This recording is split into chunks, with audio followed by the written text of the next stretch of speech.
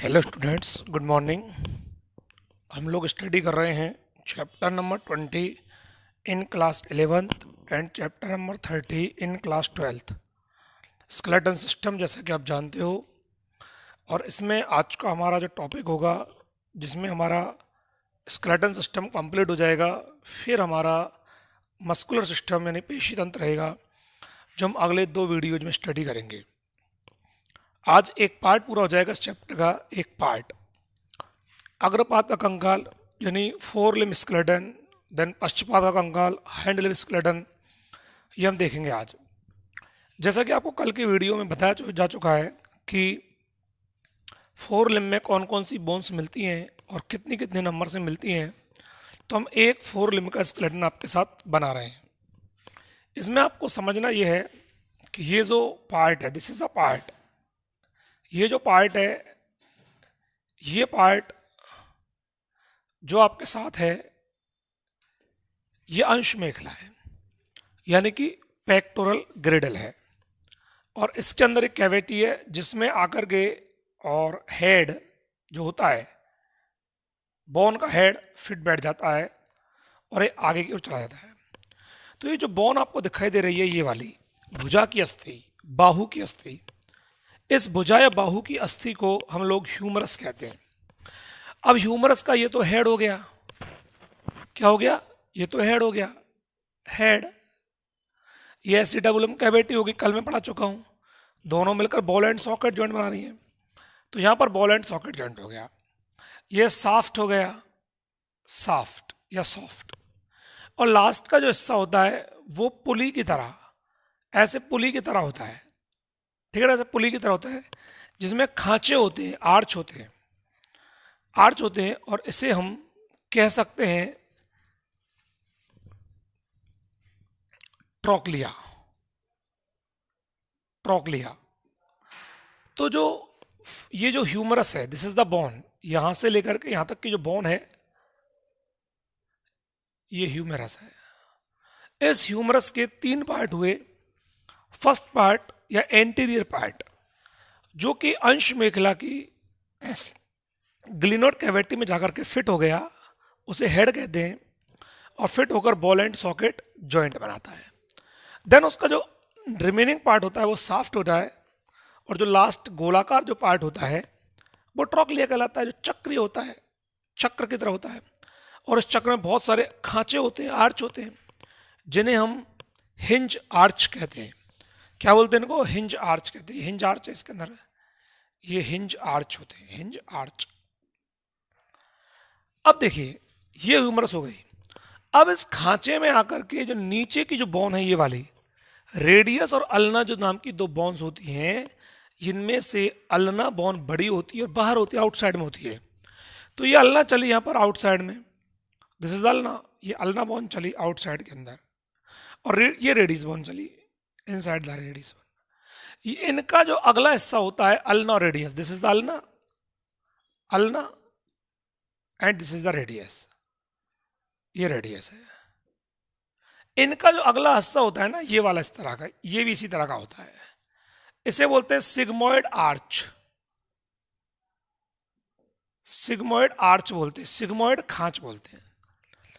ये sigmoid arch इस trochlea के अंदर फिट बैठ जाती है और मिलकर के हिंज जॉइंट बनाती है, कोहनी की संधि बनाती है।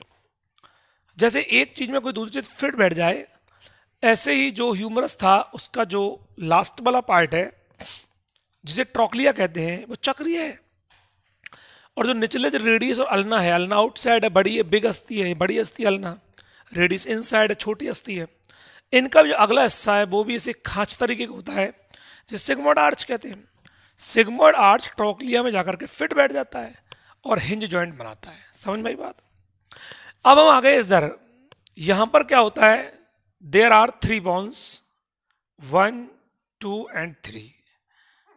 There are 3 bones is find, और 1, 2, 3, 4 और 5। इस तरह की एक रिंग में 3 बोन और एक रिंग में 5 बोन, एक रिंग में 3 बोन और एक रिंग में 5 बोन होती हैं, जो कलाई बनाती हैं, जो हमारे रिस्ट बनाती हैं। तो रिस्ट का जॉइंट हो गया और इन्हें बोलते हैं हम कार्पल्स। कार्पल्स जो क्या बना रही है, रिस्ट बना रही है, रिस्ट, रिस्ट का जॉइंट बनाती है। This is the wrist joint. ठीक है भाई, ये 8 बोन्स हो गई। ऐसा ही मैंने कल आपको चार्ट में बताया था कि सिंगल बोन तो ह्यूमरस है, 2 बोन अल्ना रेडियस है, फिर कार्पल्स से 8 बोन, एक 3 में और एक 5 में। इसमें 3 के नाम भी हैं, अल्ना की तरफ होती है उसे अल्नेर कहते हैं, रेडियस की तरफ होती है रेडियल कहते हैं, बीच में इंटर अल्नेर होती है। 3 बोन्स होती हैं बीच में, नीचे 5 होती है, टोटल 8 हो गई। अब देखिए यहां से 5 बोन निकलती है लंबी लंबी, 1 2, 5 से 3 3 4 एंड 5, जिन्हें हम कहते हैं मेटाकार्पल्स। मेटाकार्पल्स जो क्या बनाएंगे, हथेली बनाएंगे, अपना हाथ ये वाला, 1 2 3 4 एंड 5, ये हथेली बनाएंगे हमारी। ठीक है ना, तो कलाई का हथेली आ गई। फिर 2 अंगूठे में, 3 यहाँ पर, 3 यहाँ, इस तरह से 2 3 3 3 3 हो जाएगा। तो यहाँ पर 1 2 1 2 3 1 2 3 1 2 3 और 1 2 3, इस तरह से 2 3 3 ये सब मिलकर के फैलेंजेस कहलाती हैं। फैलेंजेस कहलाती हैं, यानी कि अंगुलास्थियां कहलाती हैं, अंगुलास्थियां कहलाती हैं, जिनकी संख्या टोटल कितनी है, 14 14 है। ये बातें आपको समझ में आ गई। इनकी संख्या कितनी है मेटाकार्पल्स की, 5 है। इनकी कितनी है, 14 है, 14 है। इनकी कितनी यहाँ पर 8 है, जो 3 + 5 के जॉइंट में। इनकी रेडियस अल्ना की कितनी होती है, 1 + 1 = 2। इसकी कितनी है, ओनली 1। आया समझ में। तो ह्यूमरस बाहु की अस्थि है, भुजा की अस्थि है, जो कि भुजा का निर्माण करेगी। इसका अगला हिस्सा हेड या सिर, जो कि अंश मेखला की ग्लिनोइड कैविटी, जो मैं कल आपको बता चुका हूं, में फिट बैठ जाता है और बॉल एंड सॉकेट जॉइंट बनाता है, जो घूमने में मदद करता है। रिमेनिंग पार्ट सॉफ्ट कहलाता है। सॉफ्ट का अंतिम हिस्सा चक्रीय होता है, जिसे ट्रोक्लिया कहते हैं। और ट्रोक्लिया में आकर के रेडियस और अल्ना, जो 2 बोन होती है नीचे वाली, ये वाली, ठीक है ना, ये आकर के फिट बैठती हैं अपनी सिग्मोइड आर्च के द्वारा और मिलकर के हिंज जॉइंट बनता है। अल्ना और रेडियस से लगा हुआ नीचे, अल्ना जो होती है थोड़ी बड़ी होती है, बाहर होती है, रेडियस अंदर की होती है। इनसे लगे हुई 8 बोन्स होती हैं, छोटी छोटी राउंड शेप्ड, 3 + 5 की रिस्ट में लगी होती है, 3 और 5 5, जिन्हें कार्पल्स कहते हैं। और जो नीचे की लाइन में 5 लगी हुई हैं, उनसे 5 लंबी लंबी लॉन्ग अस्थियां निकलती हैं, जिन्हें मेटा कार्पल्स कहते हैं। और फिर उनसे 2 3 3 3 3, 2 अंगूठे की ओर और 3 3 3 3 उंगलियों में लगी होती हैं, टोटल 14 होती हैं, जिन्हें फैलेंजेज या अंगुलास्थियां कहते हैं। ये आपका टॉपिक हो गया अग्रपात का कंकाल, यानी 4 लिम्ब का स्केलेटन। समझ में आया होगा आपको। अब हम पश्चपात के कंकाल की बात करते हैं कि वो कैसे मिलेगा, वो कैसे बनेगा। इसके लिए आपको यहां इस तरह से श्रोणी मेखला पे जाना पड़ेगा। और श्रोणी मेखला की कैविटी होती है, याद करो, एसिटाबुलम। श्रोणी मेखला में एसिटाबुलम, जो पेक्टोरल ग्रेडल है, ये पेक्टोरल ग्रेडल है, ये पेल्विक ग्रेडल है, वो पेक्टोरल थी। तो इसके अंदर एसिटाबुलम कैविटी होती है और इस कैविटी में आकर के इस तरह से एक बड़ा सा हेड लगता है। और ये जो हेड होता है, बड़ा सा हेड, ये फीमर का हेड है, नीचे वाला हिस्सा, पश्चपाद, हाइंड लिम्ब। वो जो हेड होता है वो बहुत बड़ा होता है, जिसमें कई उभार होते हैं, जिन्हें बिग और स्मॉल आर्चेज कहते हैं, और वो फिट बैठाते हैं इसके अंदर। और जैसा कि आप जानते हो कि बॉल एंड सॉकेट जॉइंट ही यहाँ पर बनता है। बॉल एंड सॉकेट जॉइंट बनता है, उसके बाद ये नीचे चला गया इस तरह से। ये काफ़ी मजबूत अस्थि होती है, जो आगे जाकर के एक त्रिकोणाकार खांच बनाती है, और ये त्रिकोणाकार खांच होती है। ये जो हेड आपको दिखाई दे रहा है, ये वही सॉफ्ट होता है, ये साफ्ट नाम है, साफ्ट है, वही साफ्ट का साफ्ट बोलते हैं। और इसका अंतिम किनारा एक ट्रायंगुलर आर्च के रूप में होता है, त्रिकोणाकार खांच के रूप में होता है। और इस त्रिकोणाकार खांच में ध्यान देना, जैसे यहाँ पर अल्ना रेडियस थी, ऐसी यहाँ पर टिविया और फिबुला होता है। टिविया जो होती है वो लॉन्ग अस्थि होती है, और फिबुला जो होती है वो स्मॉल होती है थोड़ी सी। तो this is the tibia and this is the fibula. और ये मैंने बताया आपको femur. Femur, femur is the single bone, this is the single bone, और फिबुला और टिबिया जो होती है 1 + 1 = 2 बोन्स हो गई, ये 2 बोन हो गए। समझ आ गया होगा आपको। लेकिन ये जो खांच आपको दिखाई दे रही है, इस खांच में टिबिया और फिबुला की खांच आकर फिट बैठ जाती है। जैसे मैं इस हथेली में गड्ढा कर दूं, इसमें भी कर दूं, दोनों को मिला दूं, तो मुझे दोनों हथेलियों को जोड़ने के लिए बीच में, गड्ढे के बीच में एक धागा निकालना पड़ेगा। ऐसे इस खांच में आकर के इसकी खांच फिट बैठी, तो यहां पर आकर के एक अस्थि लग जाती है, और वो अस्थि इस जॉइंट बनाती है, घुटने की संधि बनाती है, नी जॉइंट बनाती है। ये नी जॉइंट बन जाता है, और नी जॉइंट बनाने के लिए अस्थि की बोन की जरूरत होती है, उसे बोलते हैं पटेला।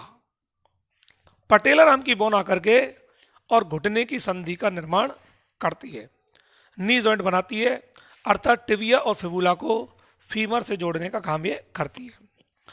अब देखिए यहां पर एक एक्स्ट्रा बोन आ गई, पटेला। यहां ऐसी कोई बोन नहीं थी, ठीक है ना, आर्च थी यहां। तो इसका मतलब एक बोन को कम ही करना पड़ेगा, और वो कार्पल्स जो थी 8 थी, तो यहां पर आएंगी टार्सल्स, उनमें से एक कम कर दो तो रह जाएंगी 7, क्योंकि एक कम होकर के पटेला बना लिया। 7 जो होती है उनमें 1 2 3 और फिर 1 जो 7 होती हैं उनमें क्या होता है वो देखेंगे आप लोग। उनमें 1 2 और 3, और फिर 1 2 एंड 3, 3 के 2 सेट में लगी होती हैं, और बीच में एक लंबी बोन निकल जाती है, और जिसे आप टखना अस्थि कहते हो, टखना कहते हो, टखने की अस्थि जो आर पार निकली रहती है पाँव में, नीचे नीचे जूता जहाँ शूज पहनते हैं, ये टखनास्थि होती है, टेलस कहते हैं इसको।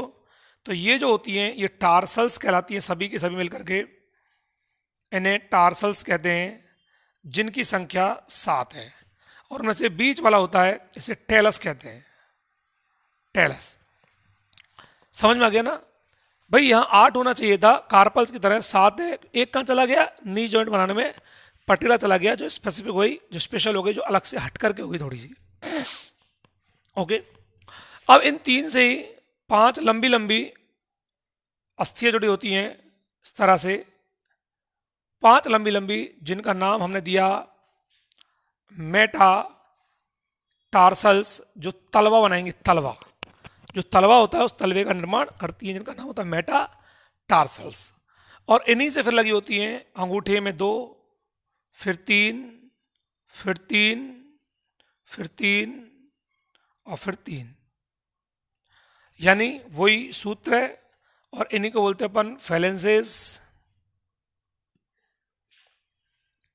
फैलेंसेस यानी कि अंगुलास्थियां, जिनका फॉर्मूला भी 14 है, यहां पर ये 5 हैं, कुल मिलाकर इनको आप गिनोगे तो आपके सामने क्या निकल के जाएंगे, वही 30 निकल के जाएंगी।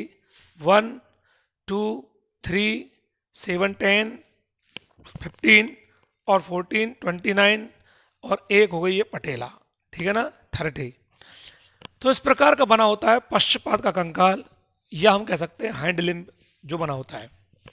और इसमें आप लोगों को समझ में आया होगा, कल का चार्ट भी आपको समझ में आया होगा, कोई मुश्किल नहीं है, आसानी से आप पढ़ सकते हैं इनको कि किस तरह का डायग्राम होता है, और आसानी से आप इसको हल भी कर सकते हो। अब हम आज का अंतिम टॉपिक लेकर के चलते हैं। मैंने आपको पहले ही बोल दिया कि इस चैप्टर में आपको 3 वीडियोस तो बोन्स के मिलेंगे, और 2 वीडियोज जो होंगे वो आपको मसल्स के मिल जाएंगे, पेशियों के मिल जाएंगे। तो इस तरह से आपको 5 वीडियो में कंप्लीट हो जाएगा, 11th क्लास का कंप्लीट हो जाएगा यूनिट, और 12th क्लास का एक चैप्टर बचेगा, जनन तंत्र। तो देखेंगे आप लोग कि ये किस तरह से होता है। ये आपका हैंडलिम हो गया। अब हम बात करते हैं आपके साथ में जॉइंट्स के बारे में, या संधियों के बारे में। क्या होती है संधियां, या क्या होते हैं जॉइंट्स। देखिए स्टूडेंट्स, जॉइंट्स हमारे शरीर में बहुत इंपॉर्टेंट रोल प्ले करते हैं, क्योंकि जॉइंट्स जब होंगे तो मूवमेंट भी होगा। अगर जॉइंट्स नहीं होंगे तो हमारा जो स्केलेटन है वो हमें कैसे पैकअप करेगा, कैसे हमें ढांचा देगा, कैसे हमें स्केलेटल देगा, कैसे हम लोग अपने आप को मैनेज कर पाएंगे। इसलिए बहुत सारे जॉइंट्स हमारी बॉडी में पाए जाते हैं। जॉइंट्स का मीनिंग होता है कि बोन्स और बोन्स के बीच में अगर जॉइंट होता है, जुड़ाव होता है, बोन्स और कार्टिलेज के बीच में जुड़ाव होता है, तो उनके बीच में जुड़ने के लिए क्या होता है, वहां पर लिगामेंट्स पाए जाते हैं, तंतु पाए जाते हैं। लिगामेंट्स जो होते हैं वो बोन्स को जोड़ने का काम करते हैं, उन्हें पैकअप करने का काम करते हैं। और ये जो लिगामेंट्स और जॉइंट्स होते हैं, लिगामेंट्स जो होते हैं वो जॉइंट करते हैं बोन्स को आपस में, जिसकी वजह से हम लोग एक स्केलेटल के रूप में खड़े होते हैं। हम लोग अपना मूवमेंट कर सकते हैं, चल सकते हैं, गति कर सकते हैं। ये जॉइंट्स आपके सामने 3 तरीके के लिखे हुए हैं, स्थिर या अचल। स्थिर या अचल का क्या मीनिंग होता है? नॉन मूवमेंटेबल, माने जॉइंट्स तो हैं लेकिन वो जॉइंट्स मूव नहीं करेंगे। चिपक तो गई अस्थियां आपस में, कॉर्टिलेज के साथ में जो बोन्स हैं वो लग गई, बोन्स के साथ बोन्स लग गई, कॉर्टिलेज लग गई, लेकिन उनमें मूवमेंट नाम की चीज़ नहीं है, बिल्कुल भी मूवमेंट नहीं, हल्का सा भी मूवमेंट नहीं है। और ऐसी कंडीशन में क्या होता है कि जब मूवमेंट नहीं होता तो उन्हें स्थिर या अचल या नॉन मूवमेंटेबल जॉइंट्स कहते हैं। आप लोग जानते होंगे, इसका एग्जाम्पल बहुत सिंपल सा है कि जो स्कल होती है हमारी, जो ये स्कल होती है, खोपड़ी होती है, और इस खोपड़ी के अंदर आपको नॉन मूवमेंटेबल जॉइंट्स मिलेंगे क्रेनियल रीजन में। So this is the cranial region, ये क्रेनियल रीजन होता है। अब क्रेनियल रीजन में जितनी भी बोन्स होती हैं वे सब आपस में, मैंने बोल चुका हूं पहले, सिलाइयों के द्वारा, सीवनों के द्वारा पैक्ड है। सिलाई या सीवनों के द्वारा वो पैक्ड है बिल्कुल, ठीक है ना।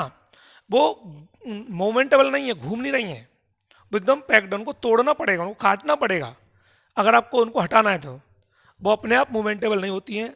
तो इसका एग्जाम्पल हो गया, क्या एग्जाम्पल हो गया? स्कल के क्रेनियल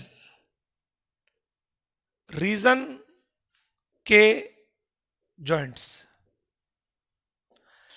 स्कल के क्रेनियल रीजन के जो जॉइंट्स होते हैं वे सभी नॉन मूवमेंटेबल की श्रेणी में आते हैं, जो कभी भी अपने आप गति या मूवमेंट नहीं करते।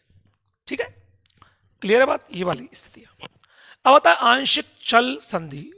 लेस मूवमेंटेबल कह दो, लेस फ्लेक्सिबल कह दो, थोड़ा बहुत मूवमेंट है, हल्का फुल्का, जरा सा, बहुत जरूरत होगी तो। इसका मतलब कि जब बोन और बोन के बीच या बोन और कार्टिलेज के बीच एक लाइट मूवमेंट होता है, बहुत सिंपल सा मूवमेंट होता है, बहुत कम मूवमेंट होता है, तो उसे अपन आंशिक चल संधि कहते हैं। इसमें कंप्लीट मूवमेंट नहीं होता। कंप्लीट का मतलब तो क्या होता है? 360 डिग्री पर घूम जाना, 180 पे घूम जाना कम से कम। ऐसा मूवमेंट आपको 2 स्थानों पर बड़ा इजीली मिलेगा। एक होता है joint of pubic symphysis. Joint of pubic symphysis, जो प्यूबिक बोन होती है जिसके ऊपर वेजाइना लगी होती है, वो जॉइंट ओपन हो जाता है।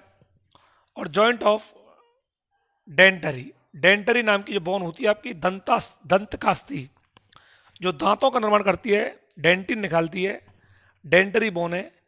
आपके दांतों के बीच में गैप जो बन जाता है, जगह जो बन जाती है, वो यही होती है, यानी दांत अस्थियों या दंत कास्तियों के बीच का गैप जो होता है, हल्की गति होती है, उससे गैप बन जाता है। तो प्यूबिक सिम्फाइसिस, जो प्यूबिक बोन है, जो श्रोणी मेखला में मिलती थी, पेल्विक ग्रेडल में मिलती है, उसके जॉइंट का ओपन हो जाना प्यूबिक सिम्फाइसिस, या डेंटरी दांतों के बीच में गैप हो जाना, ये आंशिक चल संधि है, बहुत कम होती है, नहीं के बराबर। अब इसके 2 प्रकार हैं। एक धुराग्र होती है, धुरी पर एक्सिस के ऊपर अग्र, यानी एक्सिस के ऊपर होने वाली अस्थि। और जब एक्सिस शब्द आ गया, धुराग्र आ गया, तो एटलस और एक्सिस, ये नाम मैं बता चुका हूं आपको। एटलस फर्स्ट सर्वाइकल वर्टिब्रा को कहते हैं और एक्सिस सेकंड सर्वाइकल वर्टिब्रा को कहते हैं। तो एटलस और एक्सिस के बीच में जो मूवमेंट होता है, जो जॉइंट होता है, और एटलस के ऊपर खोपड़ी टिकी होती है। जैसे ये एटलस है, मानो ये ब्लैक कलर का टोपी, और ये एक्सिस है। अब ये जो एटलस है ये मूव कर सकता है, देखो ये एटलस मूव कर रही है, ये वाली ब्लैक कलर की। इसके ऊपर खोपड़ी लगा दी स्कल, तो वो भी मूव करेगी। तो कहने का मतलब होता है कि एक्सिस और एटलस के बीच का जो जॉइंट है, वह जॉइंट धुराग्र संधि कहलाता है। इस कारण से एटलस पर टिकी हुई जो स्कल होती है, खोपड़ी होती है, वो भी मूवमेंट करती है। तो धुराग्र संधि का एग्जाम्पल हो गया एटलस और एक्सिस के बीच की संधि, जॉइंट। एक होती है ग्लाइडिंग, विसर्पी, फिसलने वाली, ग्लाइडर, ग्लाइडिंग जॉइंट। फिसलने वाली संधि या ग्लाइडिंग जॉइंट जो होता है वो क्या होता है, वो हम देखेंगे। जब आपको पता चल रहा है कि ये यहां पर 5 और 3 और 5 हैं, यहां पर इस प्रकार से, तो ये आपस में फिसलती हैं, एक दूसरे के ऊपर, एक के ऊपर एक फिसलती हैं। तो कलाई की जो संधि होती है, कलाई की संधि जो होती है, कलाई ये वाली रिस्ट की जो जॉइंट होता है, या हमारा टखना होता है, नी जॉइंट जो होता है, ये वाला नी जॉइंट जो होता है, और जो कलाई की संधि होती है, ये फिसलती है एक दूसरे, टखने की संधि होती है, ठीक है, नी जो सॉरी नी नहीं सॉरी टखने की संधि होती है या कलाई की संधि होती है, ये सभी विसर्पी संधि हैं, फिसलने वाली संधि हैं। इन पर बोन्स एक दूसरे के ऊपर फ्लेक्सिबल होकर के फिसलती हैं, टर्न आउट करती हैं, इसलिए विसर्पी या संधि इनको कहते हैं। ठीक है, अब तीसरा और अंतिम आता है चल संधि, जो टोटल फ्लेक्सिबल है, टोटल ही मूवमेंटेबल है, बिल्कुल मूवमेंट करती है, अच्छा मूवमेंट करती है, कम से कम 90 डिग्री से ऊपर, कम से कम 180 डिग्री पर जाकर के मूवमेंट कर जाती है, 360 डिग्री पर भी मूवमेंट कर सकती है, वो कहलाती है हमारी चल संधि या फ्लेक्सिबल और मूवमेंटेबल जॉइंट। इसमें 3 संधियां आती हैं जो 360 या 180 डिग्री पर मूव करती हैं। एक होती है वॉल एंड सॉकेट जॉइंट, दूसरा होती है कब्जा या हिंज संधि, और तीसरी दीर्घवृत्तज यानी लॉन्ग रेडियस जॉइंट। देखिए बॉल एंड सॉकेट जॉइंट में क्या हुआ, this is the ball and socket joint, जो आपको अंश मेखला में पेक्टोरल ग्रेडल में मिलेगा ह्यूमरस के साथ, या पेल्विक ग्रेडल में मिलेगा फीमर के साथ। फीमर के साथ पेल्विक ग्रेडल में और ह्यूमरस के साथ पेक्टोरल ग्रेडल में जॉइंट मिलता है। इसको हम हिला सकते हैं, हाथ को पूरी तरह से मूव कर सकते हैं ऐसे, ये 360 डिग्री पर हमारा हाथ घूम रहा है इस तरह से। तो ये जो होता है बॉल एंड सॉकेट जॉइंट होता है, जिसमें बॉल जो होती है वो तो ये रही हेड वाला पार्ट, और सॉकेट जो होती है वो आर्च होती है, एसिटाबुलम या ग्लिनोइड कैविटी, और वहाँ एक फ्लूइड भरा रहता है, द्रव भरा रहता है, उस द्रव में घूमती है वो बॉल, तो उसे बॉल एंड सॉकेट जॉइंट कहते हैं, जिसकी वजह से हमारा हाथ पूरी तरह से कंप्लीटली मूवमेंटेबल होता है, बॉल एंड सॉकेट जॉइंट। ठीक है, दूसरा होता है कब्जा संधि, जैसे गेट के कब्जे होते हैं, ऐसे हमारी जो ये जो कोहनी होती है, जो हमारी हिंज होती है, जो हमारे घुटने होते हैं, नी जो होते हैं, वो टखना था, ये घुटना है, तो घुटने की संधि 180 डिग्री पर, कोहनी की संधि 180 डिग्री पर मूवमेंट कर जाती है, इसी को भी चल संधि कहते हैं। जो कब्जा संधि कहलाती है, क्योंकि कब्जा हमेशा वन साइड में मूव करता है, दोनों तरफ मूव नहीं करता। तो कब्जा संधि या हिंज संधि जो होती है वो इस प्रकार की होती है। ठीक है ना, कौन सी, कलाई अपनी कोहनी की संधि या घुटने की संधि, जो 180 डिग्री पर मूव करती है। अब आता है दीर्घवृत्तज संधि, लॉन्ग रेडियस। इसमें क्या होता है, लॉन्ग रेडियस का मतलब होता है कि यदि आप इस तरह की संधि देखोगे, देखो यूं, यहां पर रेडियस और अल्ना है, रेडियस और अल्ना दो आपको बताए थे मैंने अभी आपको। तो अगर हम आप मेरे हाथ को घुमाऊंगा इस तरह से, तो मेरा हाथ घूमेगा तो रेडियस भी अल्ना के सापेक्ष घूमेगी। रेडियस अल्ना घूमती हैं, एक दूसरे पर फिसलती हैं, लंबाई में फिसलती है, लेकिन ऐसे फिसलती हैं यूं इस तरह से करती हुई, इस तरह से, तो दीर्घवृत्त की तरह फिसलती हैं, इसलिए इसे दीर्घवृत्तज संधि कहते हैं, लॉन्ग रेडियस जॉइंट कहते हैं। दीर्घवृत्त संधि तो रेडियस और अल्ना की, तो इससे आप कह सकते हो क्या, बॉल एंड सॉकेट जॉइंट में एग्जांपल कौन सा आएगा आपका, बोलिए, कंधे की संधि, जो कंधा होता है हमारा, कंधे की संधि, या श्रोणी मेखला, अंश मेखला की, या यूं कह दो हाँ पेल्विक ग्रेडल की और पेक्टोरल ग्रेडल की जो संधियां होती हैं वो ये होती हैं। और हिंज में अगर जो होती है, हिंज या नी जो होता है, नी, इसके जॉइंट होते हैं वो कब्जा संधि हैं। और रेडियस और अल्ना की जो संधि होती है, रेडियस और अल्ना की संधि होती है वो दीर्घवृत्त संधि कहलाती है। ठीक है, तो स्टूडेंट्स आपको ये जो चैप्टर है इसका एक पार्ट, इसमें 2 पार्ट है, एक अस्थि वाला पार्ट है, बोन्स वाला पार्ट है, और एक मसल्स वाला पार्ट है, पेशियों वाला पार्ट है। तो आप लोगों को जो अस्थि वाला पार्ट है वो कंप्लीट हो चुका है, बोन्स वाला पार्ट, जिसमें हमने आपको सभी बोन्स के बारे में कंप्लीटली स्टडी करवाया। कितनी बोन्स होती है अगर आप ऊपर से गिनना शुरू करोगे तो देखो 6 टाइप की 8 बोन्स तो यहाँ पे है, तो टाइप हो गए 6, 8 टाइप की 14 बोन्स यहाँ पर है, 8, तो 8 और 6 14, एक बोन यहाँ पर है 15, 3 इधर है 18, समझ में आ रहा है आपको बात, ठीक है ना।